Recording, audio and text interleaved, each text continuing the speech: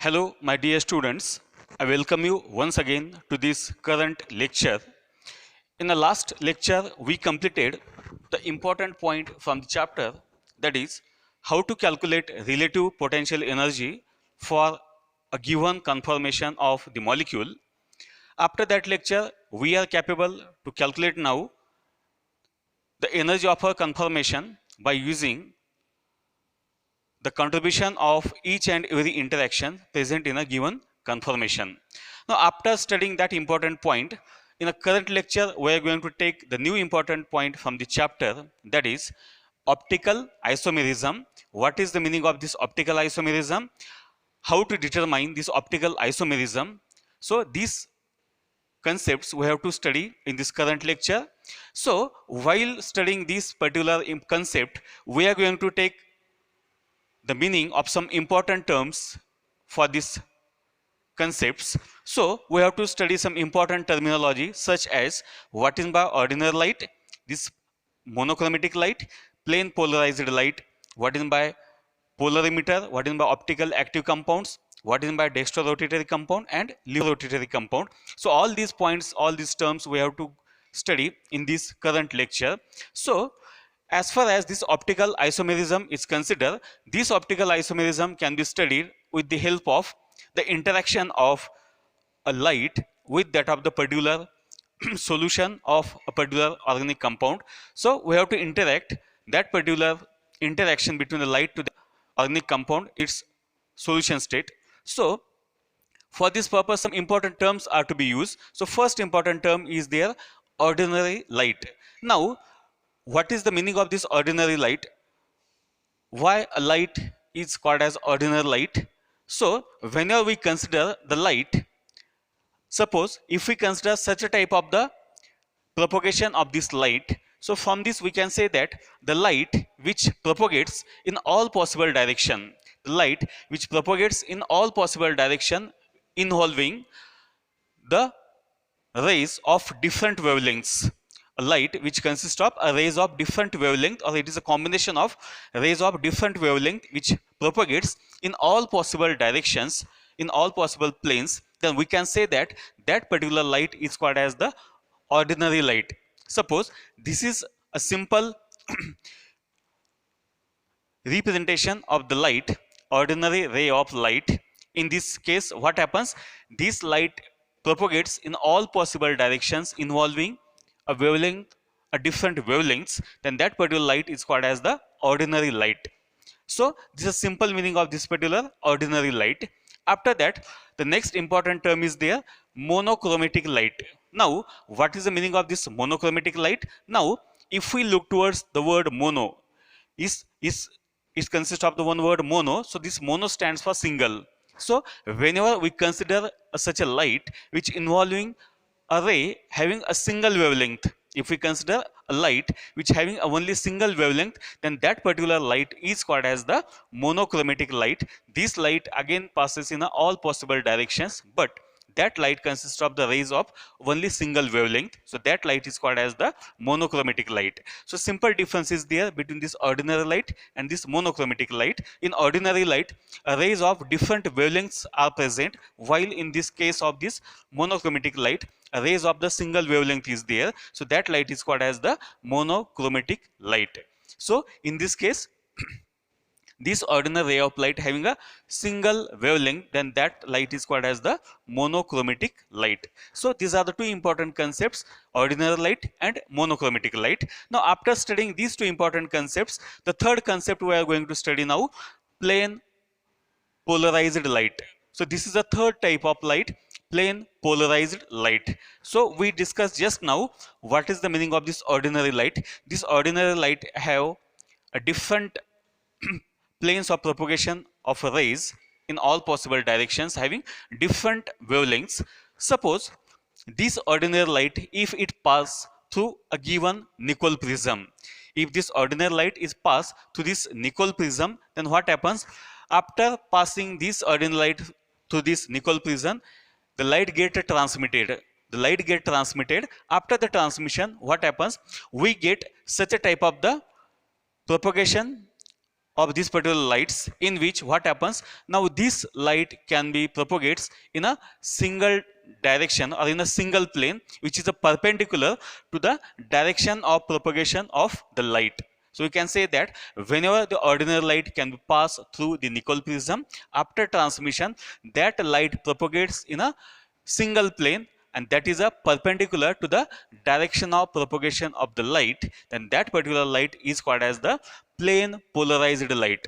So plane polarized light is nothing but a light which propagates in a single plane which is perpendicular to the direction of propagation of the light by making uh, perpendicular to the direction of propagation of light, then that light is called as the plane polarized light. It passes in a single plane or unique plane, and that's why that is a plane polarized light. So these are the three important types of a light: ordinary light, monochromatic light, and plane polarized light. Now, after considering these three important types of the light, the next important point we are going to study now, what is meant by optical active compounds, or what is meant by the optical activity. So these important concepts we have to study now: optical activity, or we can say that what is meant by this optical activity, or what is meant by optical active compounds. So once we know this plane polarized light, next we have to study, if we take a given organic molecule and if we want to study whether that molecule is optically active or inactive, so for this purpose what we have to do here, we have to interact this plane polarized light to the solution of the organic molecules. And if suppose this plane polarized light after interaction with the solution of a particular organic molecules rotates the plane of plane polarized light, then if such a type of the rotation is there, then that molecule or that compound is called as the optical active compounds. So it is very simple. Whenever the plane polarized light can interacts with the given organic molecule, then suppose if this plane polarizer light rotates the plane of this plane polarized light, then that particular solution is called as the optical active solution or optically active compound. So optical active compounds are those compounds whose solution rotates the plane of plane polarized light, then that is called as the optical active compounds. Now the question arises, how to check or how to determine the optical activity of a particular organic compounds. So for this purpose, one instrument can be used, and that important instrument is called as the polarimeter. So polarimeter is an instrument which is useful for assigning or for determining the optical nature of the given organic compound or given solution. So with the help of this instrument we can check the optical activity of the given organic compound. So these are the 4 to 5 important concepts we studied just up to this point: ordinary light, monochromatic light, plane polarized light, what is by optical active compounds, and what is the use of this polarimeter. Now after studying these important points, now we have to take two important concepts from this point. That important concepts are nothing but the dextro-rotatory compound and levo-rotatory compound. So just we completed what is by the optical active compounds. So whenever the plane polarized light can be interacts with the solution of a particular organic compound, if it rotates the plane of plane polarized light, then that is optical active compounds. While rotating the plane of plane polarized light, these compounds shows two important phenomena: dextrorotatory and levorotatory compound. Now the question arises, what is meant by levo and what is meant by the dextrorotatory compound. So for this purpose, just we have to study this simple experiment. So first we have to take a ordinary light. That light just we explain here. This ordinary light we have to take, and this ordinary light we have to take specifically as a monochromatic light. This monochromatic light then we have to pass through the Nicol prism. We know very well what is use of this Nicol prism. Just we have to make the direction of this light in a single plane. We have to propagate that light in a single plane. So for this purpose we pass this ordinary or monochromatic light through this Nicol prism. After transmission or after the transmission of this light, we get this plane polarized light.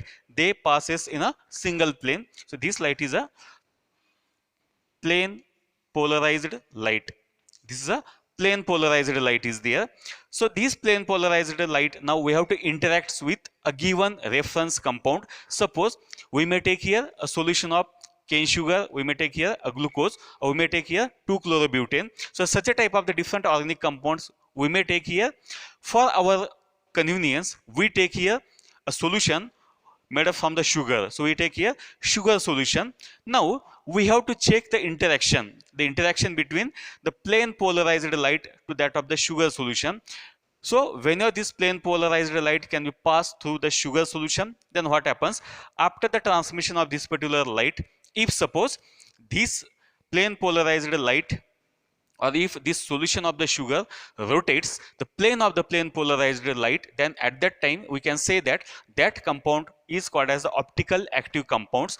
During such a type of the interactions, or during such a type of the reaction between this plane polarized light to that of the sugar solution, two different type of the phenomena can be takes place depending upon whether this solution rotates the plane polarized light towards right hand side or toward the left hand side. So depending upon two type of the compounds are there, dextrorotatory compound and this is a LiHo-rotatory compound. Suppose if this solution rotates the plane of this plane polarized light towards right hand side, or we can say that towards clockwise direction, then that particular compounds are called as the dextrorotatory compound. So we can say that the dextrorotatory compounds are nothing but the optical active compounds which rotates the plane polarized light towards right hand side or toward the clockwise direction. It rotates either this clockwise direction, or we may say that it is a right hand side is there, or clockwise direction is there. So if such a type of the rotation can be observed, then that particular compounds are called as the dextrorotatory compound, that are to be denoted by small d, or it may be denoted by the positive sign. So these dextrorotatory compounds are the optical active compounds which rotates the plane polarized light towards this right hand side. So these are to be called as the dextrorotatory compound. In this word, dextro stands for right. This dextro stands for right. The word dextro stands for right. So this is the first important concept, dextrorotatory compound. Now after that, the second important interaction is that when this plane polarized light can be interacts with the sugar solution. Suppose if this sugar solution rotates the plane polarized light toward the left hand side. Suppose it rotates this plane polarized light toward left hand side, or we can say that toward anti-clockwise direction. It is a left hand side or in anti-clockwise direction, then that particular compounds are called as the LiHo-rotatory compound. So those are the optical active compounds which rotates plane polarized light towards left hand side or anti-clockwise manner or direction, then that particular compounds are called as the LiHo-rotatory compound, that are to be denoted by small l, or it is to be denoted by the minus sign. So these are the two important types of the compounds, dextro and LiHo. In this dextrorotatory, dextro stands for right, while in this LiHo-rotatory, this LiHo stands for left. This LiHo stands for this particular left. So we can say that depending upon such a type of the interactions, optically active compounds can be classified into two important types, dextrorotatory compound and LiHo-rotatory compound, depending upon whether the solution rotates plane polarized light towards clockwise direction or anti-clockwise direction, or in right hand side or in a left hand side. So these are the two important types of the particular optically active compounds. So we can say that whenever this phenomena optical isomerism is considered, we have to check the optical activity of a compound. So which compounds are called as optically active? We can say that those organic compounds or those molecules which rotates the plane polarized light At that time, that molecule is called as the optical active molecule. Once a molecule is optical active, we have to check whether that molecule is a dextrorotatory or levorotatory. So that we have to check with the such a type of the two different type of the interactions between solution of a given molecule to that of the plane polarized light. So in this current lecture, we completed one important concepts or phenomena. What is by optical isomerism? While studying this optical isomerism, we come across different important concepts such as what are the types of the light. So first is the ordinary light, monochromatic light, plane polarized light. These are the three important types of the light depending upon the wavelength of the rays of a light. What are the direction of propagation? These are the three important types. After that, we studied the fourth important concepts. What is by optical activity? What is the optical activity of a molecule is there? After that, once a molecule is optical active or optical inactive, how to check that? So for this purpose, an important instrument is to be used, and that is called as the polarimeter. In this polarimeter, we can check the optical activity of a particular molecule or compound. After that, we have to study this particular simple experiment in a polarimeter. By using this polarimeter, we have to check whether that optically active compound is dextrorotatory or levorotatory. For this purpose, we studied this simple experiment in polarimeter. Just we take here ordinary light, convert that ordinary light to the plane polarized light by passing through the nickel prism. And after that, this plane polarized light can be interacts with the here sugar solution, and we can classify the given optical compound into the two different types, dextro and levorotatory compound. So I hope you understand all these concepts. These concepts are very important as far as the optical isomerism is considered. So with this, I stop here. The remaining portions we will take in a next lecture. Thank you so much.